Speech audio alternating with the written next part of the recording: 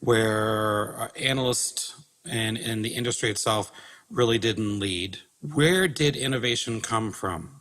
Where does innovation come from when it's not coming from the obvious sources? I think it's a collective. I don't think it rests solely on the shoulders of an analyst or No, theoretically, I'm asking. Where would innovation come from if it didn't come from the source you would expect it to come from? it's a good question. I think there's a That's certain. why I asked you. I know. I'm the answer guy, but I think there is a grassroots movement There you go. at the surface here that we're in the process of tapping into, and our social connectivity and emergent structures are starting to unearth, and it's becoming apparent. And you guys see when you log on Twitter every single day, someone has a fascinating idea, starts a fascinating topic, and gets your mind thinking about things in a certain kind of way. So I just think we need to foster that type of creativity collectively to really deliver and drive innovation. Hooper? I'd like to get your opinion, Jared.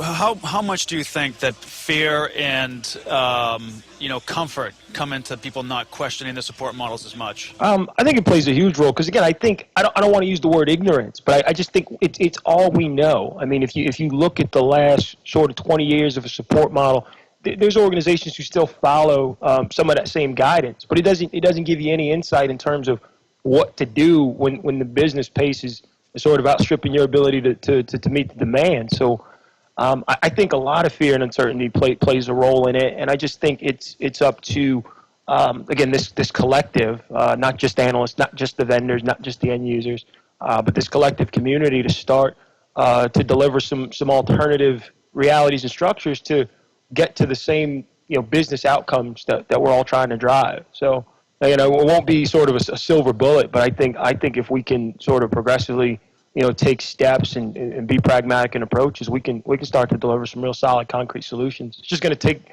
one brave soul or a few brave companies to demonstrate their ability to get some value out of it. Yeah, I mean, I see this all the time at clients that, I'll pitch some crazy idea to them, and they may take it, they may not take it, and that's the way it is.